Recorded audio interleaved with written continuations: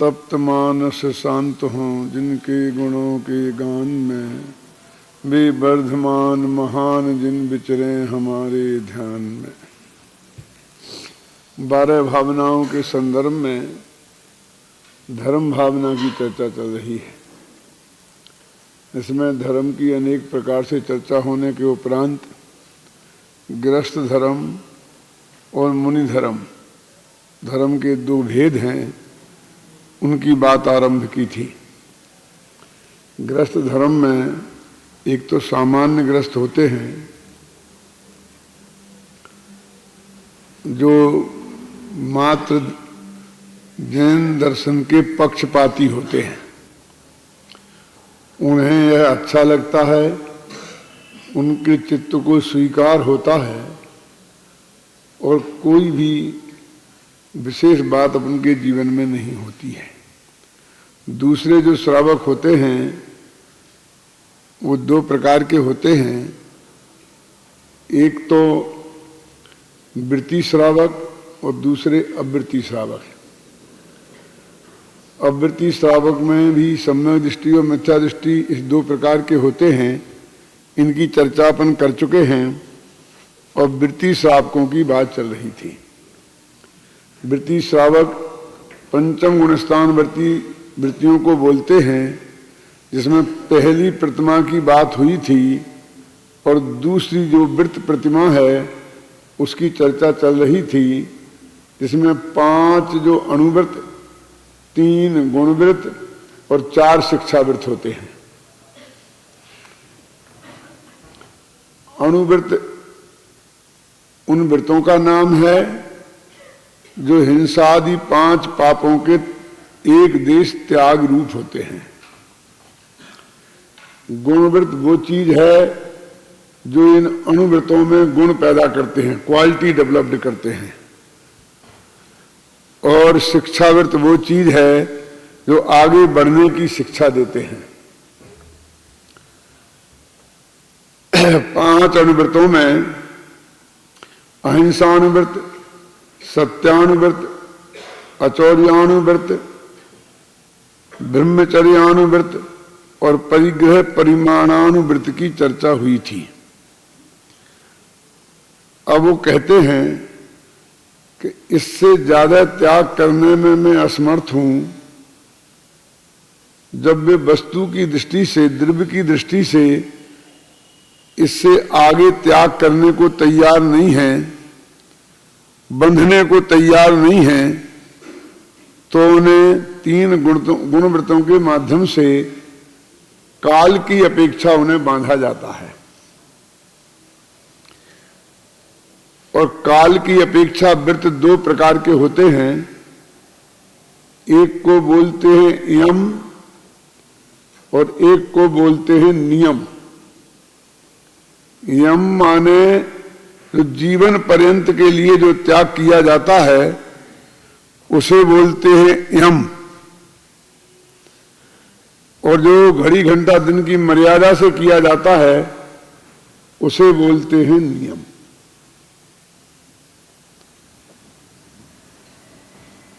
तब वो कहते हैं कि बोलो तुम ये विचार करो कि ठीक है, इससे ज्यादा पाप नहीं तुम छोड़ सकते हो, तो सारी जिंदगी कितने एरिए से बाहर तुम नहीं जाओगे। तो काल में ली सारी जिंदगी, इसलिए वो कहलाएगा यम। यम लिया तो उसने कहा मैं सारे जिंदगी हिंदुस्तान के बाहर नहीं जाऊंगा। हम सोच सकते हैं कि इससे क्या फायदा, ऐसा व्रत दिलाने से क्या फायदा है। तो वो कहते हैं जो 5 पाप, हिंसा, झूठ, चोरी, कुशील, परिग्रह, हम अभी सारे विश्व में करने के लिए तैयार थे, जो हमने नहीं छोड़े थे उनमें। अब इस क्षेत्र के हम बाहर नहीं जाएंगे तो कम से कम इस क्षेत्र के बाहर, हिंदुस्तान के बाहर, वो पाप तो हमसे नहीं होंगे ना। माने हमने हिंदुस्तान के बाहर जिंदगी भर नहीं जाएंगे तो हिंदुस्तान के बाहर जो होने वाली हिंसा है उसके भागीदार तो हम नहीं होंगे ना। वहां तो हमसे हिंसा नहीं होगी ना, वहां तो हमसे झूठ नहीं बोला जाएगा ना, वहां तो किसी वस्तु की चोरी हमसे नहीं होगी, कम से कम वहां मकान तो नहीं खरीदेंगे, वहां परिग्रह भी तो नहीं बढ़ाएंगे। तो इस तरीके से जो क्षेत्र की मर्यादा के भीतर अणुव्रत हैं, वो क्षेत्र की मर्यादा के बाहर महाव्रत के रूप में हो जाते हैं। आचार्य संबंध भद्र ने लिखा कि ऐसे व्रत हैं कि अणुव्रतों को महाव्रत बना देते हैं। महाव्रतायते ये शब्द पड़ा है। तो महाव्रतायते क्यों बोलते हैं? महाव्रत जैसे हो जाते हैं ये क्यों बोलते हैं? फिर सीधा बोलो ना, महाव्रत हो जाते हैं कि नहीं बोल सकते हैं? क्यों? कि महाव्रत होने के लिए तो प्रत्याखाना वर्ण कसाय का त्याग होना चाहिए। तो यहां तो वो कसाय का त्याग हुआ नहीं है। जिस एरिया में हम नहीं गए वहां 5 पाप नहीं होंगे। इस दृष्टि से हमने महाव्रत जैसे हो जाते हैं कहा। अब उन्होंने देखा कि जब हमने ये कहा कि जिंदगी भर तुम कितने क्षेत्र के बाहर नहीं जाओगे, तो उसने पूरा हिंदुस्तान रख लिया। यद्यपि ये पूरे हिंदुस्तान में कभी जाने वाला नहीं है, हो सकता सारी जिंदगी भी न जाए, फिर भी चूंकि जीवन भर का सवाल है, जितना काल हम लंबा देते हैं उतना ही वो क्षेत्र लंबा कर लेता है।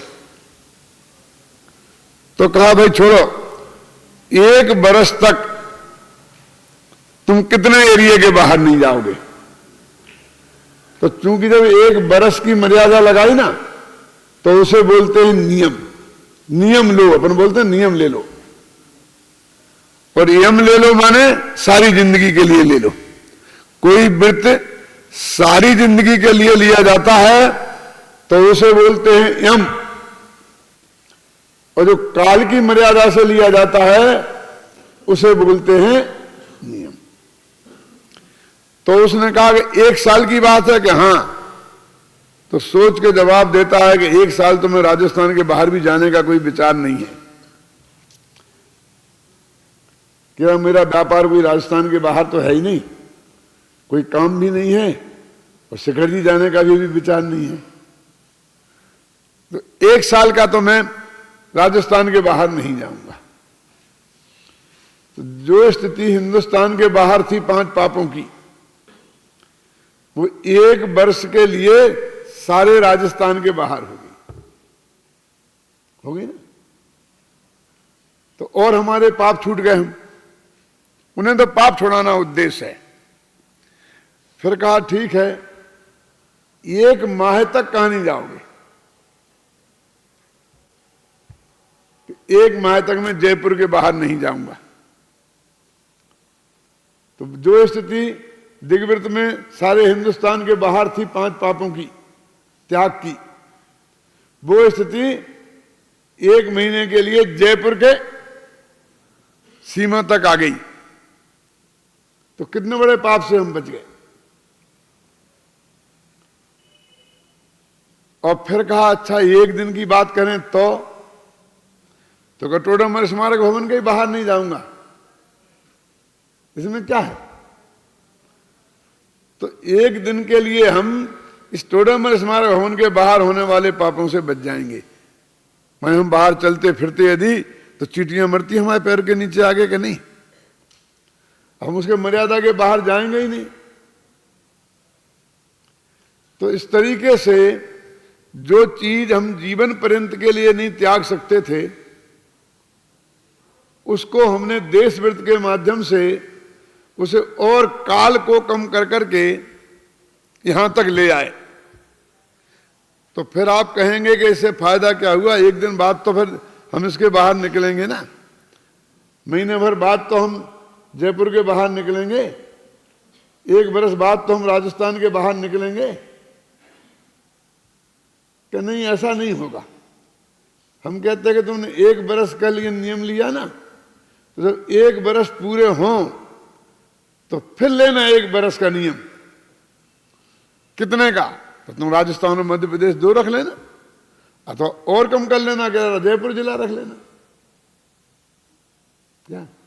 तो ऐसे ही हर वर्ष, हर माह और हर दिन हम नियम करते जाएंगे तो बहुत छोटा एरिया ऐसा रह जाएगा कि जिसमें हम सीमित रूप से रहेंगे और उसके बाहर के झूठ, हिंसा, झूठ, चोरी, कुशील, परिग्रह के पाप हमसे नहीं होंगे।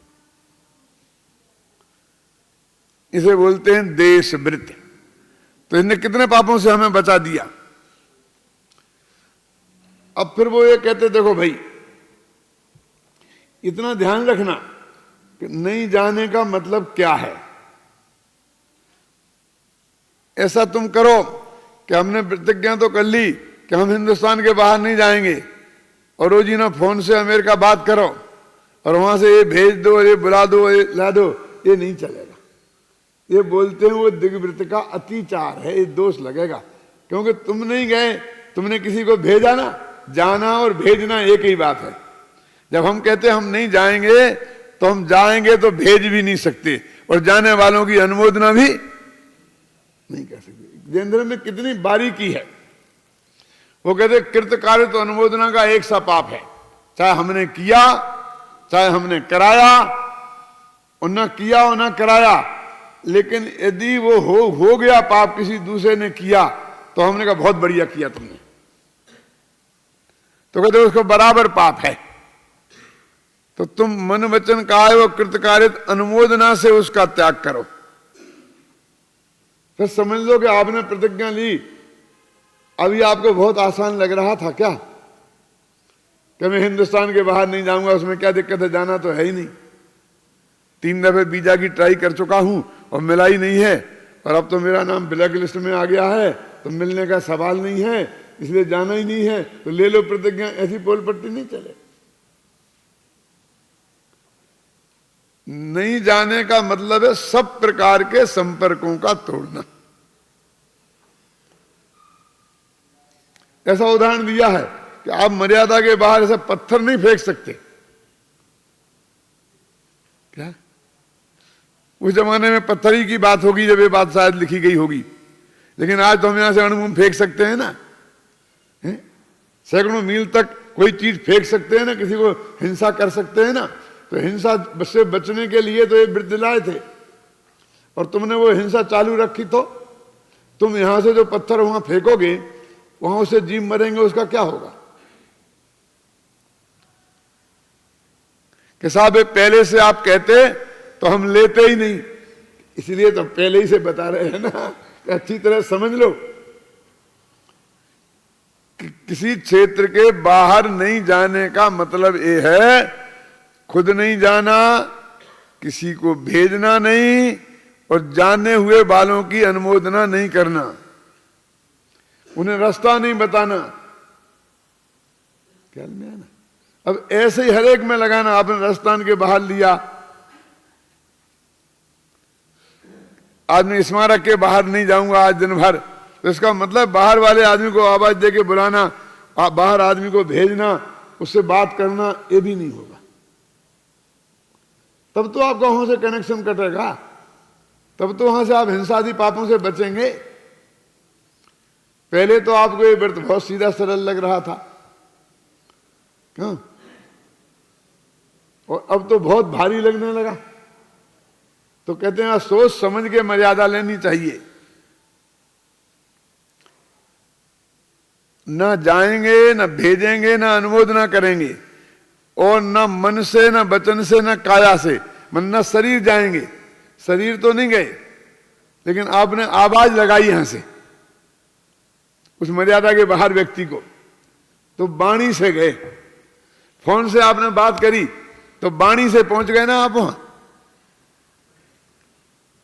कैसा, उससे क्या फर्क पड़ता है।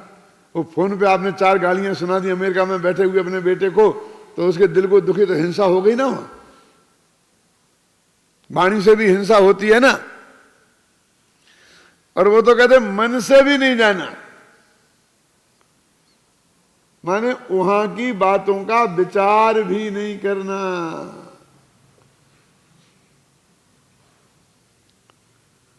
कहते हमें नहीं लेना है, यही तो दिक्कत है कि इतनी गहराई जो जैन दर्शन की है ये व्रत लेने वाले समझते नहीं हैं, इसलिए ले लेते हैं और फिर बस हम तो मौन से भोजन करते हैं और फिर ऊ करते रहते हैं, हाथ से इशारा करते हैं, वो लाओ ये लाओ, ये कुछ नहीं।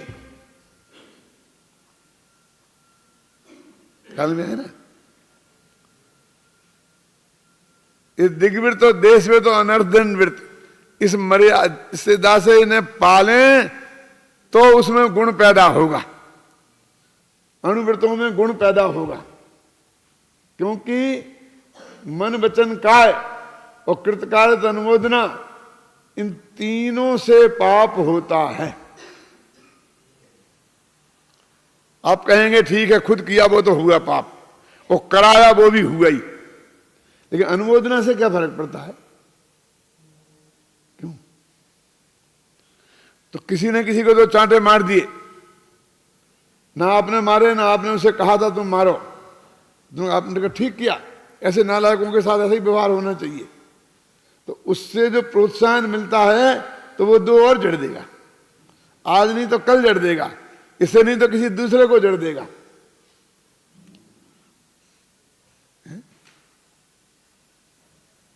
समझ में? आपने कोई ऐसी दवाई छिड़क दी जिससे जीव मरते हैं, जीवों को मारा, खुद नहीं छिड़की, नौकर से कह दिया तुम छिड़क दे, और किसी ने छिड़क दी तुम्हारे कहे बिना ही, तो कहा तुम बहुत अच्छे आदमी हो, बराबर नीट एंड क्लीन, सफाई अच्छी रखते हो, तो उसे प्रोत्साहन मिलेगा ना उससे, तो वो जो और पाप करेगा उसका थोड़ा हिस्सा आपको भी मिलेगा। इसलिए जैन दर्शन में कहते हैं ना खुद करना, न किसी से कराना, और न उसकी अनुमोदना करना। काया से नहीं करना, वाणी से नहीं करना, और मन से भी नहीं करना। तो इस तरह पहले हिंसा, झूठ, चोरी, कुशील, परिग्रह भी छोड़े थे। अभी अपन सोचें, जैसे पहले मैंने कहा था कि परस्त्री का त्याग है, तो लोक में तो वैसे ही त्याग ही है, भारतीय कानून के हिसाब से ही है ना, और समाज की मर्यादाओं के हिसाब से भी हम किसी दूसरी मां बहन के साथ दुर्व्यवहार नहीं कर सकते हैं, है ना। तो फिर इस अनुव्रत का, ब्रह्मचर्य अनुव्रत लेने का मतलब क्या? तो ये मन वचन काय व कृतकार्य अनुमोदना है, इसका फर्क पड़ता है। गवर्नमेंट का जो प्रतिबंध है हिंसा, झूठ, चोरी, कुशील, परिग्रह पे, वो तो ऐसा है कि तुमने अकेले काया से करोगे, जब तक काया से नहीं किया तब तक तुम पर कोई केस नहीं चलेगा।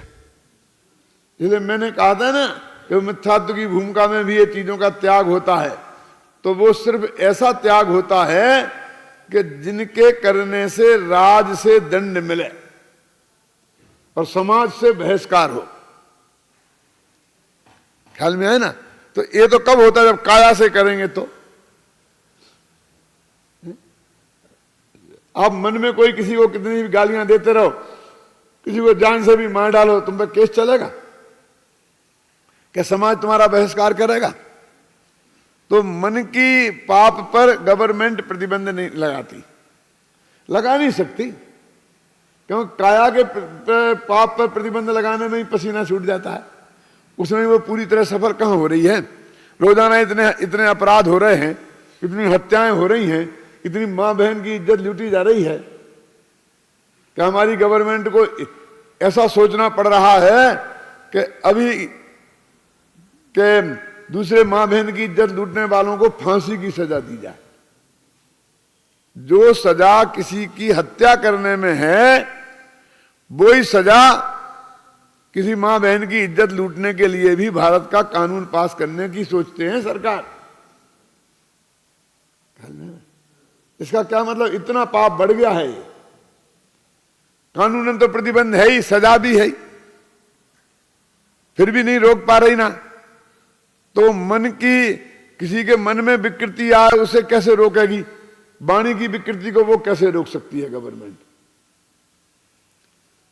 उसके विरुद्ध एक बहुत बढ़िया तर्क आया है। कि यदि हमने किसी मां बहन की इज्जत लूटने वाले को फांसी की सजा नक्की कर दी तो कोई भी आदमी किसी मां बहन की इज्जत नहीं लूटेगा। ऐसा भी हो सकता है, लेकिन एक खतरा ये भी है कि उत्तेजना में आकर और किसी ने किसी मां बहन पर हाथ उठा दिया तो वो सोचेगा कि अब मेरे को यदि मैं पकड़ा जाऊंगा और ये मां बहन शिकायत करेगी,